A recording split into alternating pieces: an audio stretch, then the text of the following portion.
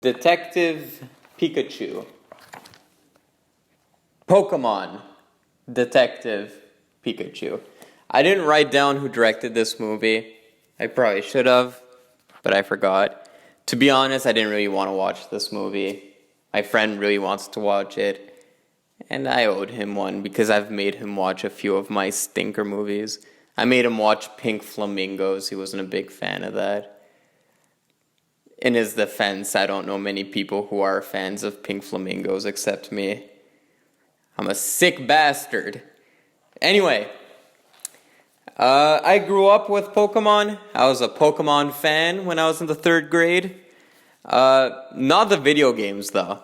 And not even the cartoons. I just really liked the trading cards. And I liked seeing the different characters they come up with. I liked seeing what were their abilities. I didn't even play the card game. But, yeah, Pokemon's been relevant for a really long time, I just noticed. I noticed, there's always something trendy involving Pokemon going on.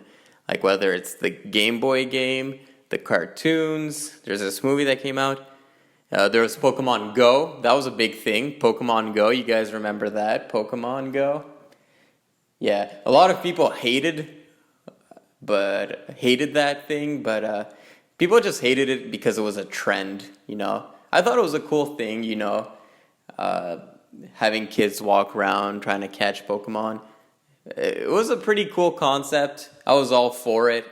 I remember at the time I worked at a high school for one day doing an activity, and I saw the kids running around trying to catch Pokemon. Like, they're actually going into the city instead of playing video games at home. So it was a cool interactive experience to me.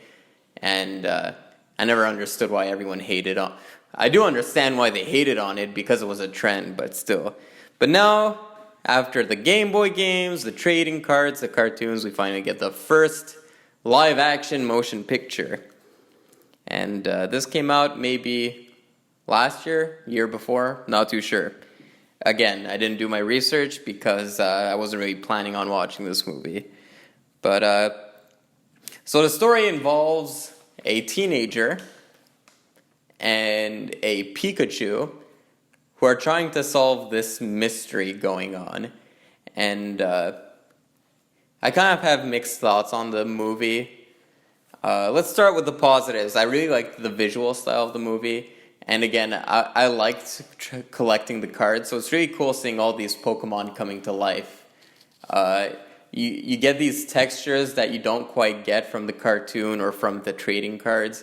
Like Pikachu, for example, is all fuzzy, but others are slimy, others are scaly. So it's really cool seeing these Pokemon in a live-action universe. And I like the world they set up as well. So it kind of looks like a cyberpunky, but Japanese kind of world. And I thought that was really cool. It was a little jarring at first because I thought that Pokemon were scarce. I might be wrong on that. I don't know. But it was kind of weird at first seeing them interacting with humans as if they were household pets. But I got around to that pretty quick. And overall, I like the world they built up. And they don't spend too much time explaining stuff when it comes to the Pokemon lore. And that's what I appreciated it more. It's like the director said, look, we can't explain all of these Pokemon to the audience. So if a fan watches it and gets it, good for them. But you can still appreciate the movie and not really know what Pokemon is, I feel. Unfortunately, that's all I have for the positives, is the setting of the film and the visual style. Narrative-wise and character-wise, this movie is a bit sloppy. So, first thing I'm going to point out is I really like Ryan Reynolds. I like him as Deadpool. And he did not fit Pikachu for me. It's jarring to see this character who's known for having a squeaky voice all of a sudden be Ryan Reynolds. And throughout the movie, I thought like at some point I'm gonna get over it, and it just never happened. I never got over the fact that Pikachu is Ryan Reynolds, and he's cracking jokes as if it was Ryan Reynolds. I feel like it was a miscast, but at the end of the movie, they explained that Ryan Reynolds is in fact the boy's dad, and yada yada yada. But it doesn't make up for the fact that throughout 99% of the movie, I was confused on why, of all people, did they choose to pick Ryan Reynolds. And I heard somewhere that before that it was supposed to be Danny DeVito, and that would have been a little worse, I feel. But I'm not only from a miscast of voice performance, just like it felt like a bunch of Deadpool like quips that are trying to be tailored for a PG kids movie. And it's funny when Deadpool rambles on, and it gets annoying, but it's part of the character. It got a little annoying to me when Pikachu just rambles on and like does quips and won't stop talking, and it just feels like improv humor. Got a little annoying after a while, didn't really fit with me. So I had a problem with the Pikachu character. I had an even bigger problem with the lead character. I don't even know the lead character's name in the movie. That's how uninvested I was in him. He has daddy issues. Never felt anything for him. Here's the problem I had with the movie, basically. So they set this movie up. It reminded me a lot of Who Framed Roger Rabbit, where you have a universe. In Roger Rabbit, it's a universe where humans are living with cartoons, and a cartoon character and a human have to get paired together in order to solve a mystery. And there's a big dynamic change. You have the human character who's like straight out of a detective movie. He's Bob Hoskins. And then you have the cartoon character who's off the wall crazy. And I didn't get that dynamic in this Pokemon movie. It felt like the kid was just a bit of a weak newbie character, and Pikachu was just there to do some jokes. And after the movie was done, I told my friend, I feel like nothing got accomplished because of the characters discovering things. I just feel like they stumbled their way across a movie. They stumbled their way into a cage fight. They stumbled their way into the city at the end. So nothing that happened in the movie was due to the characters being clever, being sharp, discovering things, and that was a big problem to me. And throughout the whole movie, I think that's what hindered my enjoyment of the movie, is I kept thinking of Who Framed Roger Rabbit, and I kept thinking, wow, this movie fails at what Roger Rabbit did so well. So,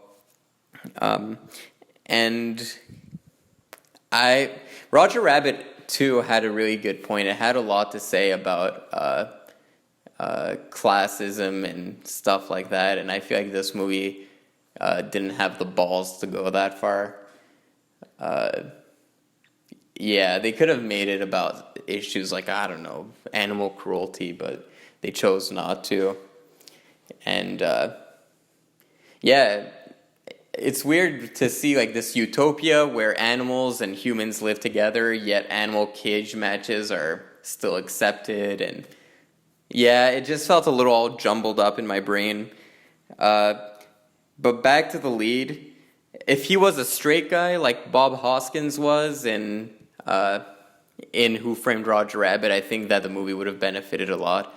One thing I've noticed a lot in Hollywood movies lately is that they feel like since the movie is targeted towards kids, they need to cast teenagers or kids in the main roles. If not, kids won't relate to them. That couldn't be further from the truth to me. When you're a kid and you watch a movie, you want to see grown-ups, because when you're a kid, you want to be a grown-up. Okay? I never understood, like right now the big move, like big, I use that term loosely, but a movie that came out is like Artemis Fowl, and the lead character is this little kid, and I feel like who wants to see a little kid? I want to see, if I'm even thinking as an 8-year-old right now, I want to see a grown up being doing this thing. Because when I'm a kid, I want to feel like I'm a grown up. I feel like that's a big misstep that happens in every Hollywood movie nowadays. This wasn't a problem back in the 80s and 90s. It's more of a recent thing. They feel like, okay, it's a kids movie. We need to cast either kids or teenagers. We can't cast old people. I don't know why people think that way, but it's what it is. Stylistically, I did like the whole feel of the city.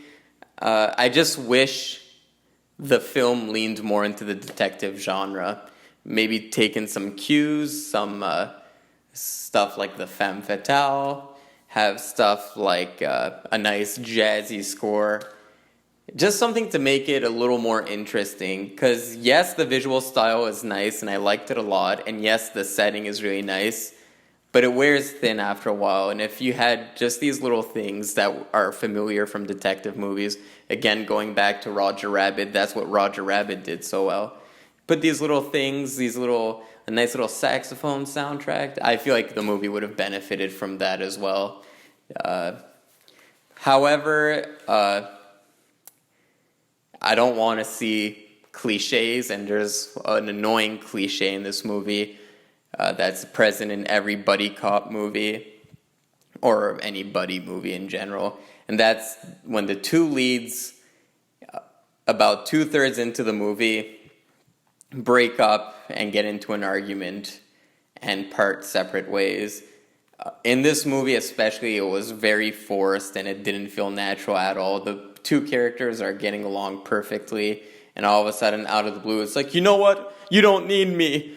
I'm leaving. And it's like, what? Where'd that come from, huh? 2 seconds ago, you were buddy-buddy. I don't know. So that was pretty cliche. The villain subplot, oof. Oh.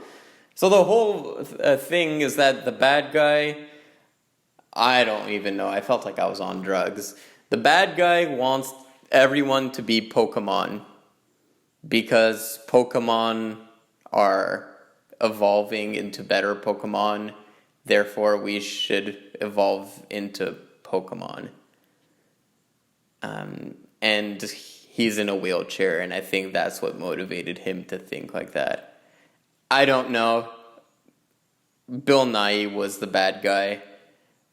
He probably has like grandchildren who like Pokemon, and he was like, fine, I'll be in this movie. But it just felt like, and I get it, it's like a Pokemon movie, and I'm overthinking it, but it's like, I would have rather they keep a nice, simple story that works than have a convoluted bad guy story that's like, and then you have to like sit down and listen to the bad guy's plan, and you're just kind of bored, and you just want to go back to seeing Pokemon. I get it, but yeah, overall, this movie was a mixed bag. I wrote down a 5 out of 10 on my piece of paper here, dropping it more to a 4 out of 10, unfortunately. It's a shame, because I feel like the visual style was really interesting. I really like the visual style. But I'm just trying to think of scenes that stood out, and unfortunately there's none. I like the scene with the Greninja. Only reason why I know what a Greninja is because I played Smash Brothers. But the Greninja in this movie is very scary. He looks like a real frog, and frogs kind of scare me. 4 out of 10.